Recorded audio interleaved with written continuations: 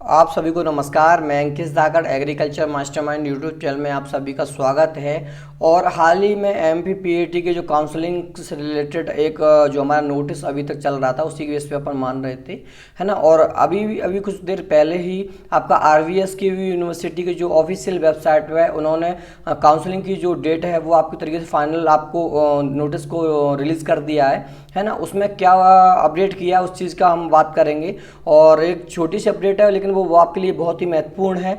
और इसी के साथ आप एग्रीकल्चर मास्टरमाइंड चैनल को आप सब्सक्राइब कर लीजिए। और हमारे और भी अगर सोशल अकाउंट से जुड़ना चाहते हैं तो आप हमारा WhatsApp group, Telegram group, Instagram group और हमारा एप्लीकेशन है एग्रीकल्चर मास्टरमाइंड के नाम से, तो उनसे आप जुड़ सकते हैं। और कोई भी अपडेट आती है तो मैं सबसे पहले आपको प्रोवाइड करूँगा, चाहे काउंसलिंग से रिलेटेड हो, चाहे आपका किसी भी प्रकार की कोई अलॉटमेंट की है ना।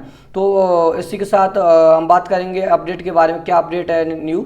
और न्यू अपडेट में आप देख सकते हो कि ये आपको लेटर दिख रहा होगा, जैसे अब कुछ दिन पहले 2-4 दिन पहले चल रहा था आपका, उसमें 2 तारीख का डेट डला हुआ था। ये आपका फाइनली क्या हुआ है कि आपके फाइनली आपका 6 तारीख को आपका ये रिलीज़ कर दिया, मतलब आज अपन को ये मिल गया है। और उनकी जो वेबसाइट है ऑफिशियल उस पर ये आपको मिल जाएगा।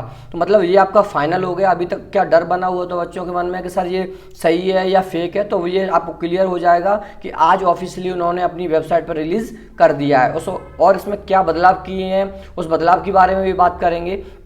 आप देख सकते हो कि इसमें कुछ नंबर दिख रहे होंगे आपको, है ना। इससे पहले अगर जो हमारे पहले नोटिस आया था उसमें किसी भी प्रकार का कोई उन्होंने एक क्राइटेरिया नहीं रखा था। पहले क्या होता था कि हर नंबर मतलब कौन सा कैटेगरी का बच्चा कितने नंबर तक काउंसलिंग करा सकता है, तो एक क्राइटेरिया होता था। लेकिन पहले वाला जो हमारा लेटर था उसमें उन्होंने समस्त पात्र विद्यार्थी लिख दिए थे।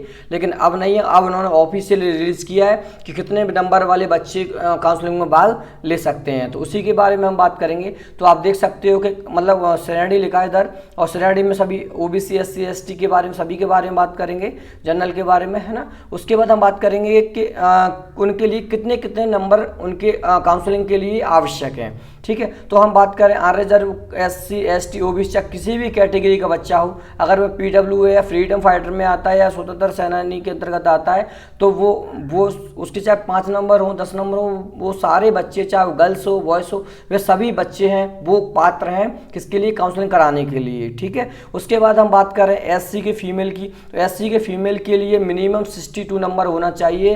अगर वो बीएससी एग्रीकल्चर, बीएससी हॉर्टिकल्चर, अगर बीएससी फॉरेस्ट्री में काउंसलिंग कराना चाहती हैं तो 62 नंबर मतलब एक क्राइटेरिया दे दिया उन्होंने, पहले क्राइटेरिया नहीं दिया था, ठीक है। उसके बाद हम बीटेक की करें, जो बच्चियाँ बीटेक की कराना चाहती हैं उनका 52 नंबर उनका होना चाहिए, जब ये बीटेक इंजीनियरिंग के लिए पात्र होंगी, ठीक है। उसके बाद हम बात करने वाले हैं एससी के मेल के बारे में। लिखा हुआ देखो एससी के मेल, है ना। एससी के मेल जिनके पास अगर 62 नंबर हैं वही तभी वे काउंसलिंग में भाग ले सकते हैं, अन्यथा भाग नहीं ले सकते। अगर वही बीटेक में बात करें तो 52 नंबर, मतलब 52 नंबर अगर आप बीटेक में जाना चाहते हैं, काउंसलिंग कराना चाहते हैं, तो उसके लिए 52 नंबर आपके होना आवश्यक है। वही बात करें हम एसटी की फीमेल की, तो एसटी की फीमेल के लिए 58 नंबर का उन्होंने क्राइटेरिया रखा हुआ है। अगर वह बीटेक की काउंसलिंग कराना चाहती हैं तो वे समस्त जो विद्यार्थी हैं वो काउंसलिंग करा सकते हैं, ठीक है। उसके बाद हम बात करें एसटी के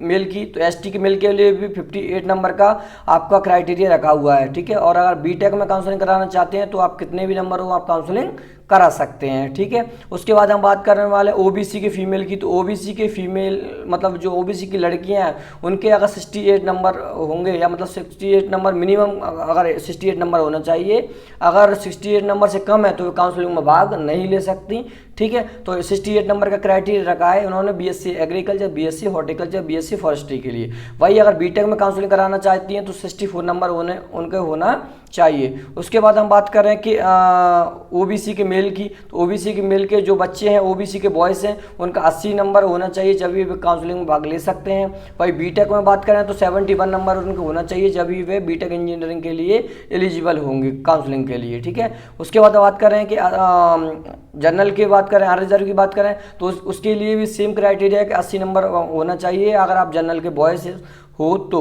और वही हम बीटेक के लिए बात करें तो 71 नंबर होना चाहिए। मतलब इससे ये समझ में आ गया कि जो आपका एक तरीके से इन्होंने नंबर दी है, इससे प्लस ही कट ऑफ जाएगा, इससे कम कट ऑफ नहीं जाएगा, ठीक है। और उसके बाद हम बात करें जो बच्चे EWS के हैं, चाहे वो बॉयज़ हो गर्ल्स हो, वो सभी बच्चे BSc एग्रीकल्चर एवं BTech दोनों के लिए पात्र हैं। ठीक है। उसके बाद हम बात करें EWS की जो बच्ची फीमेल है, मतलब अनरिजर्व की जो लड़कियां हैं, मतलब जनरल की जो लड़कियां हैं, उनके पास EWS कार्ड है तो वो सभी जो गर्ल्स हैं वो काउंसलिंग करा सकती हैं। तो ये एक छोटी सी अपडेट थी, लेकिन ये बहुत महत्वपूर्ण थी आपको जानना। ठीक है। उसी के बाद ऑफिशियली ये भी देख लीजिए, जिसमें अपन ने देखा था कि 12 तारीख से आपकी काउंसलिंग स्टार्ट हो रही है। 12 तारीख से 17 तारीख तक आपको ऑनलाइन रजिस्ट्रेशन कराना है। ठीक है। उसके बाद 18 तारीख से 21 तारीख तक आपको जो भी आपके नज़दीक में एग्रीकल्चर का जो PET से जो कॉलेज मिलते हैं, उन कॉलेज में आप जाके डॉक्यूमेंट का वेरिफिकेशन करा सकते हैं। और 11 बजे से 6 बजे तक का विशेष ध्यान रखें कि 11 बजे से 6 बजे तक आपको जाना है। ठीक है। उसके बाद 25 तारीख से 29 तारीख तक आपको ऑनलाइन आपको क्या होगा, कॉलेज के अलॉटमेंट आ जाएंगे, वो आप ESB की वेबसाइट पे आप चेक कर सकते हैं उसको, है ना। उसके बाद 25 तारीख से 29 तारीख तक आपको सीट लॉक करना है। सीट लॉक करने के लिए क्या होता है, जैसे ही आपका अलॉटमेंट आ गया, आपको कॉलेज मिल गया, तो आपको 5,000 रुपये से आपको उसको सीट लॉक करनी होती है। मतलब ऑनलाइन आपको 5,000 रुपये पे करना पड़ते हैं, तभी आप उसको सीट को लॉक कर पाते हो। ठीक है। उसके बाद 29 तारीख से 1 तारीख तक आपको जो कॉलेज मिला है उस कॉलेज में आपको जाना है, और ये आपकी प्रोसेस पूरी कंप्लीट हो चुकी है। ठीक है। और जो बच्चे को किसी प्रकार का और कोई डाउट है तो हमारे कमेंट सेक्शन में हमसे पूछ सकते हैं। ठीक है। और ये वीडियो आपको अच्छी लगी हो तो वीडियो को लाइक कर दीजिए और चैनल को सब्सक्राइब कर दीजिए। किसी भी प्रकार की कोई भी एग्रीकल्चर से रिलेटेड या PET से रिलेटेड कोई भी अपडेट आती है तो हम सबसे पहले आपको प्रोवाइड करने की कोशिश करूँगा। धन्यवाद।